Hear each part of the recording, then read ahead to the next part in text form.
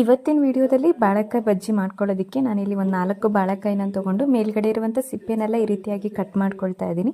ಸಿಪ್ಪೆ ಕಟ್ ಮಾಡ್ಕೊಂಡು ಇದಾದಮೇಲೆ ಈ ಥರ ಸ್ಲೈಸಾಗಿ ಕಟ್ ಮಾಡಿಕೊಂಡು ನಾವು ಆಲೂಗಡ್ಡೆ ಬಜ್ಜಿಗೆಲ್ಲ ಯಾವ ರೀತಿಯಾಗಿ ಸ್ಲೈಸಾಗಿ ಕಟ್ ಮಾಡ್ಕೊಳ್ತೀವಲ್ಲ ತೆಳುವಾಗಿ ಆ ರೀತಿ ಕಟ್ ಮಾಡಿ ಇದನ್ನು ನೀರಲ್ಲಿ ಡಿಪ್ ಮಾಡಿಕೊಳ್ತಾ ಇದ್ದೀನಿ. ನೀರಲ್ಲಿ ಹಾಕ್ಕೊಳ್ಳೋದ್ರಿಂದ ಕಪ್ಪಾಗೋದಿಲ್ಲ ಬೇಗ.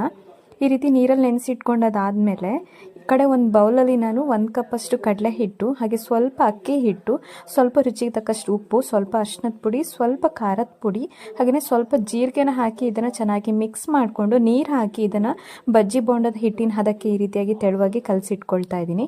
ಆನಂತರ ಇದಕ್ಕೆ 1 ಸ್ಪೂನಷ್ಟು ಚೆನ್ನಾಗಿ ಕಾಯಿಸಿರುವಂಥ ಎಣ್ಣೆನ ಹಾಕಿ ಮಿಕ್ಸ್ ಮಾಡಿಕೊಂಡು ಕಟ್ ಮಾಡಿರುವಂಥ ಬಾಳೆಕಾಯಿನೆಲ್ಲ ಇದರಲ್ಲಿ ಹಾಕಿ ಡಿಪ್ ಮಾಡಿ ನಾನು ಆಯಿಲಲ್ಲಿ ಡೀಪ್ ಫ್ರೈ ಮಾಡ್ಕೊಳ್ತಾ ಇದ್ದೀನಿ.